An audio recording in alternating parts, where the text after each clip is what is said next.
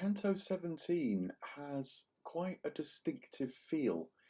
It's a very descriptive canto, one that requires our imagination as much as following what's going on. Dante doesn't actually speak at all in this canto. It's very much focused on Virgil and what they see as it unfolds and what they experience too. And I think this is really significant. It's partly because it's a transitional canto. They're on the edge of descending into the deepest pit of hell. And so it's moving us in the narrative towards a new kind of stage, a new phase of perception. But it's doing so to elicit something from us as readers. It's not just telling us, it's showing us things in order that we are asked really to feel our way into what's going on, to experience it in some measure too, rather than just be told.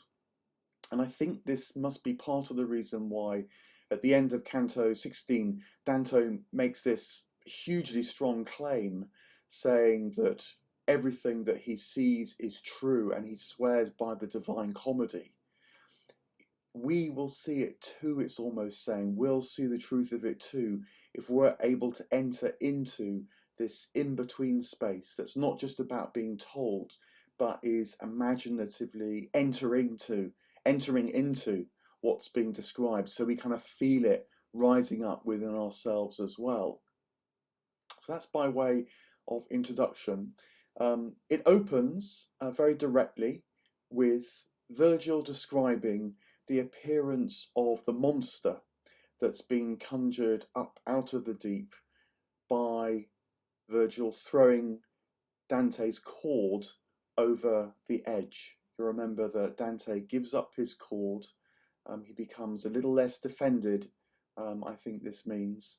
Virgil throws this over the edge, and now swimming up from the depths, the air is if it's like water, it's a very mysterious kind of description, appears the monster, and Virgil names it. He sees it straight away for what it is. He says this is the beast that flattens mountains, that breaks down walls, that's the horror of humankind.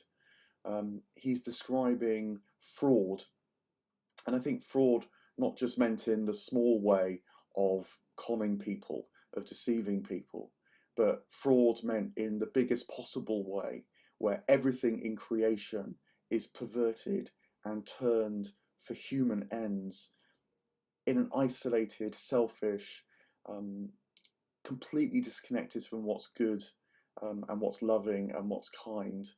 It's the full-on narcissism that I was wondering can help us understand this third stage of hell that we're now about to enter.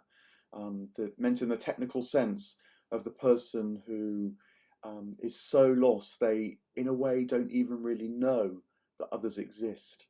They can't feel the love of others, and so are locked and trapped into a state of mind that constantly turns in on itself. It's the struggle to love yourself, to be able to get over yourself and see others, and so is this particularly desperate state.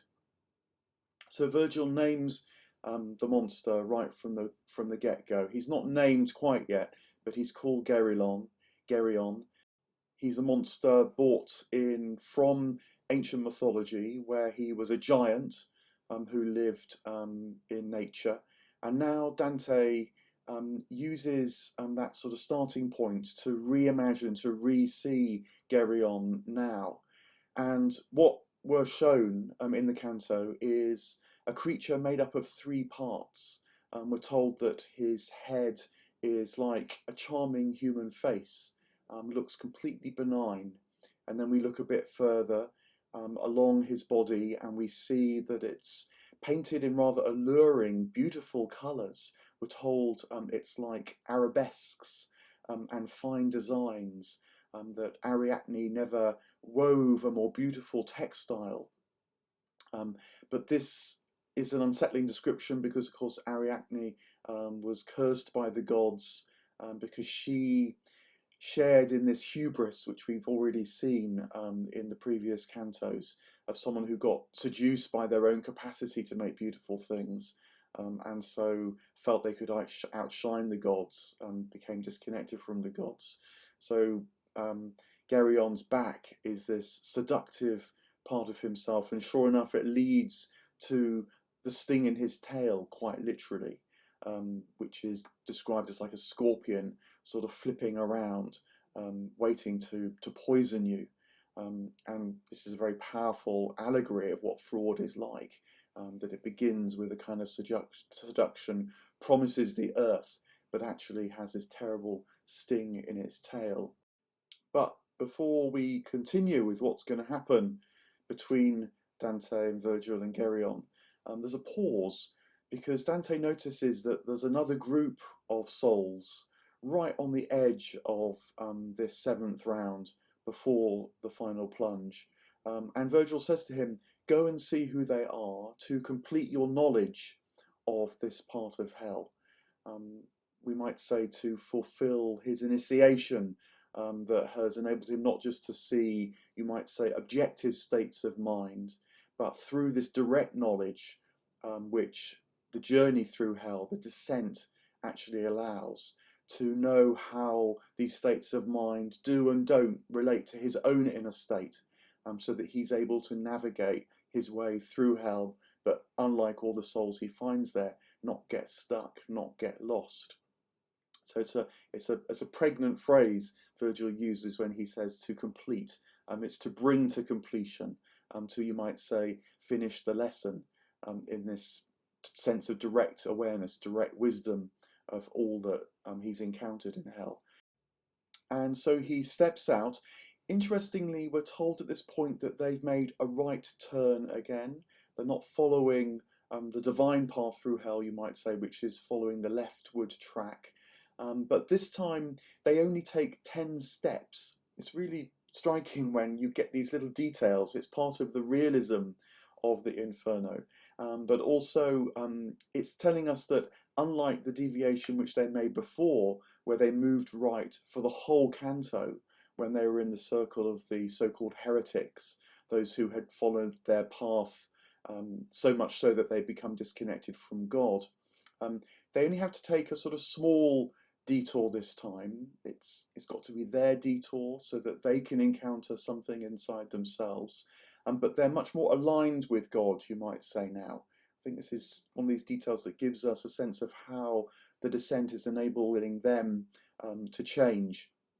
So they make this small detour, and then Dante goes off to look at these souls who are right on the edge. He doesn't say anything. It's also striking that he goes off on his own, apart from Virgil. All these details are starting to conjure up for us the memory of Dis. Do you remember that was the last time that Virgil left Dante on his own, when Virgil went to encounter the demons that were packing the walls and the gates and the parapets of Dis. Dante was left on his own, terrified. Well, this time Dante is able to move on his own towards these other souls.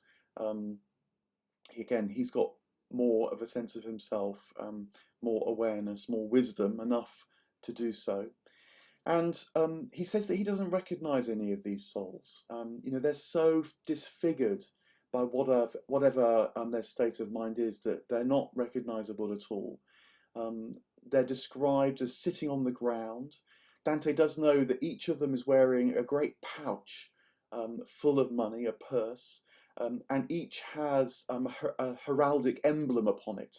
A white goose on a blue background, other animals on coloured backgrounds. And the souls are sitting static, staring at their purses. And this shows us what the final sin of this round is. If someone like Bruno Latini's problem had been that his fame and his success in his art had ultimately disconnected him from God, and then we'd seen how Rusticcucci and the other fellows, the other noble fellows that Dante had just encountered, their kind of obsession with their own fame had disconnected from them from God. Well, now we meet the individuals whose obsessions with money straight up, not even wanting to make anything, not even wanting to achieve anything, just money, pure and simple, has so gripped them in their souls that they're now sat, staring at their purses, and perverting even the heraldry, even the nobility, even the virtue they might have in so doing. One of the commentators makes this very profound remark, I think, that these usurers are like unmoved movers. Usury in life of itself doesn't achieve anything, but what it does is it draws in people either out of need or out of greed. And that's how it creates its movement in the world.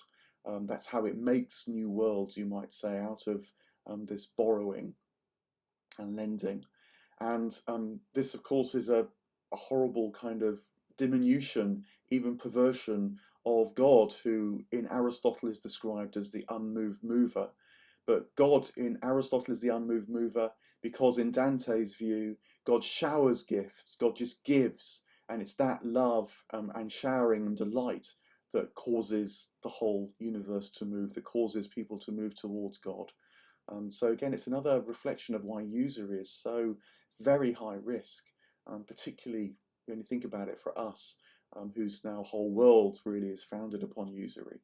It's not just that it creates unnatural worlds that lose touch with the pulse of life. In part for the good, that's part of its entrapment. But also now we're learning that its motion, what causes people to gravitate more and more around it, is not actually love, it's not actually gift, but it's this complex mix of need and greed. It's not a simple thing to untangle.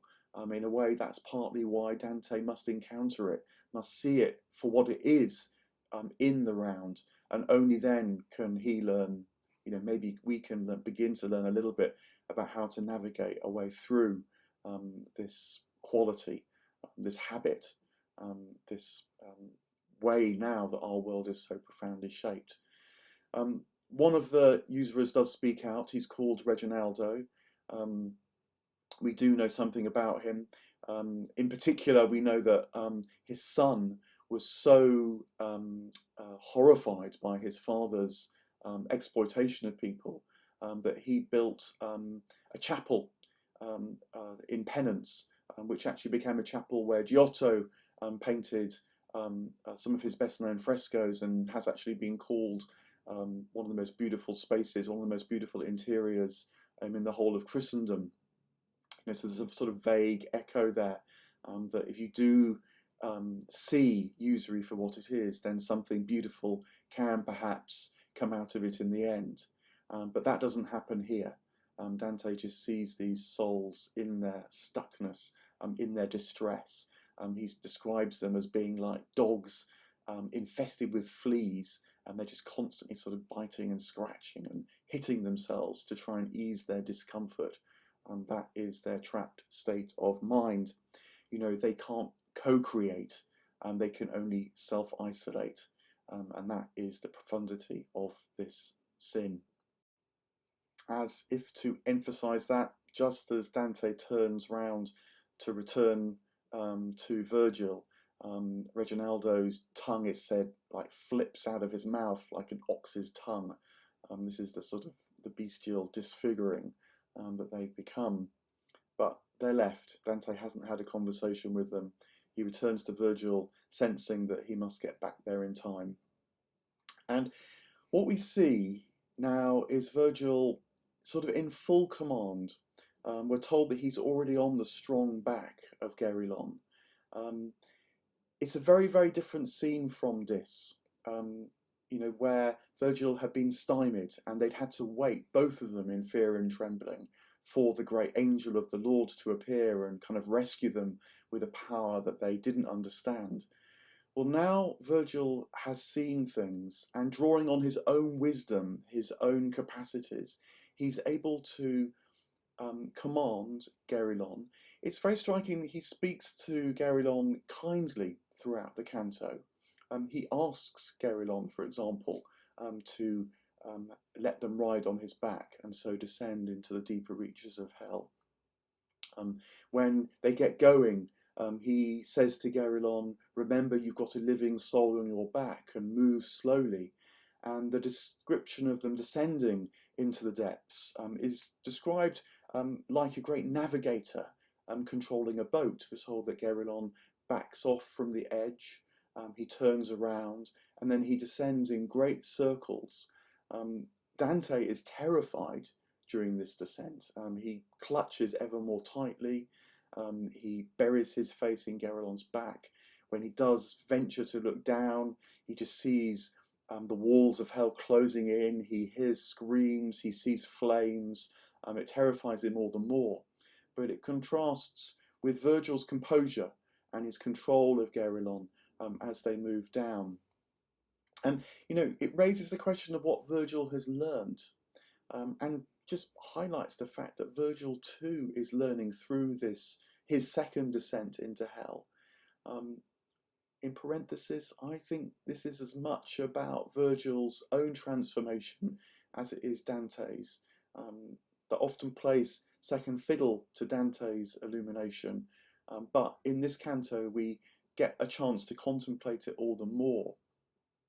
I think what Virgil has learned is to see through fraud, to see through all that Geryon stands for, and to recognise that this is actually more powerful than all the fraudulent deception, the bullying behaviour, the terror, the fear that this kind of human being, this kind of soul can inflict upon others. It's a quiet steadiness that holds on to what's good and true, even when everything around seems to be full of poison and sin. That now Virgil is able to command in himself. And Geryon recognises that. You know, the bully at the end of the day can see when the person they're trying to control actually, whatever they do to them, and they may do terrible things to them, but whatever do they do to them, they haven't got their victim really under their control. They can always hold on to a pure and true part of themselves. You know, it's a bit like when you read of, I know, victims of the worst atrocity, like people being marched off to the camps during the Holocaust in the Second World War. And what's also remembered alongside the horror are these extraordinary tales where people kept their humanity. You know, they turned to the chambers so that someone else might be free. They knelt down and helped someone, even though the guard was about to strike them, if not kill them. It's that quality that I think Virgil has discovered inside himself now. And so he's able to face down Geryon and ask him to carry Dante and himself down to the deeper reaches of hell. Another reflection on this might be like, it's a bit like the hero's journey, where the hero steps out in their own kind of naivety, and they make their mistakes. They get beaten, like Virgil was before the gates of Dis, but they keep at it and they learn from their mistakes. They learn from the descent, and it becomes an ascent, so that, as it were, they can bring back not just a souvenir from their travels, but the real treasure itself, and pass that on, which is what Virgil is doing in this canto to Dante. I think this is also echoed in the imagery that comes towards the end of the canto when they do climb off Geryon's back, because Geryon is very strikingly said to have shot off at that moment like an arrow, having moved so beautifully and steadily in their descent. And I think that this is Geryon being furious. Dante the poet says that he's furious like the falcon that hasn't managed to capture its prey. And I wonder whether the imagery of falconry is invoked because, you know, the falcon is hooded before his flight. He's not allowed to just behave from his own nature.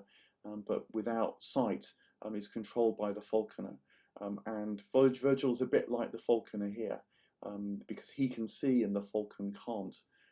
He can control this monstrous bird in its artificial flight. And even goes so far as to wonder whether Virgil in this canto is a bit like Christ before Pilate. You know, Pilate seeming having all the power, and yet Christ in his silence, asking what truth really is, controls Pilate, even as Christ is sent to his own death, descends into hell itself as well. Virgil has a kind of, not direct parallel, but an echo of this quality. There's something quite Christ-like about Virgil in this canto, which I think is going to be important further down the line. If that is something about Virgil, in a way, the one pole of this canto, the pole that sees, that understands, that can draw on its own wisdom, that can overcome fear with clarity of sight. Dante, the pilgrim in this canto, doesn't exhibit those qualities. He doesn't cry and faint as he had earlier in hell, but he doesn't speak, and he stresses his fear many, many times. As they climb on to Geryon's back and move off in this almost sort of dance-like way, Dante himself is left in sort of full terror. And he remembers two mythical figures. He remembers Phaeton, the son of the god who steered the sun across the sky and fell because he burnt everything. And he remembers too Icarus, the son of Daedalus, whose wings held together by wax, again moved too close to the sun and melted and fell. Dante gives really significant words to Daedalus as he recalls these mythical figures and their fall, their horror, their fear, as they felt themselves tumbling. And when he says, Daedalus called out to his son, "Your path is wrong." Now it's really significant because Dante, the pilgrim at this moment, is not sure whether their path is right or wrong. But in a way, what comes to his mind, what comes to his imagination, these stories about the old mythical figures that ascended too quickly, might give him some comfort, because of course he's not ascending too quickly. He's actually descending rather carefully. And so he is actually following the right path, encountering things within himself in order that he too might be able to see, as Virgil seems to be able to see so clearly. But in his horror of the descent, he doesn't remember that right now. But I think that's what Dante, the poet, is indicating to us. Again, the descent is actually, strangely, the right path when it grows and awakens something inside you. They reach the bottom of their descent, where right by the jagged cliffs, Geryon lets them off his back and then shoots off like an arrow. And it leaves you kind of wondering right at the end what this canto has really been about. Again, I think it's about a contrast between, on the one hand, Virgil's clarity, Virgil's wisdom that he's now gained, having made his mistakes before the walls of Dis, and Dante's still learning that. He's been able to step out a little bit, take these 10 steps. He's learned a lot from the older rounds of hell, but now as they enter the 8th round, he's got a whole new set of insights to learn, new souls to see, new states of mind to conjure with and reflect upon in himself.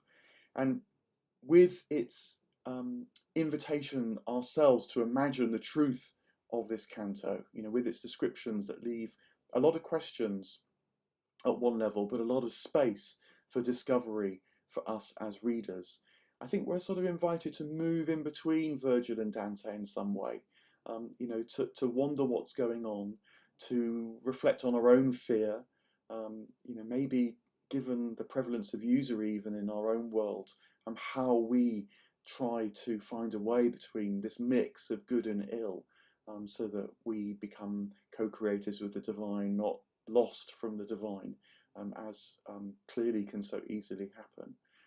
And so this canto is not just a transitional canto in terms of the journey, but might be one that impacts upon us, that becomes a kind of transitional canto for us, readying us as readers for even worse terrors and horrors that are now about to unfold before us.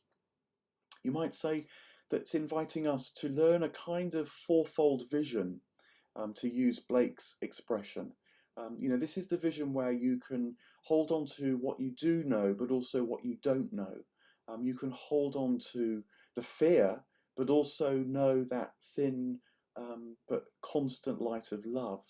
You can see the outer form of things, much like Geryon the monster, with his strange threefold shape, but also see the inner truth of that, and so speak and command and find the way as Virgil has done, holding on to the kind of inner wisdom and not just being overwhelmed by the outer sight. That's this kind of multi-dimensional sight, which I think this canto is powerfully pointing towards. That said, we must stay with Dante the Pilgrim and remember that he felt fear in this canto. The edginess was stressed a lot in this canto. The outer edginess of Geryon the monster clutching with his paws to the edge of the cliff while his tail floated in free space. The edginess of this final group of usurers who are right on the cliff face before the final plunge into hell. And stay with that inner transitional state then as well, knowing something a bit more now, but being prepared to stay undefended and open to what might come further as Dante and Virgil leave Geryon the monster, who shoots off. They're in a terrible place again, where there's edgy cliffs, where there's flame, and where there's more souls screaming out in distress.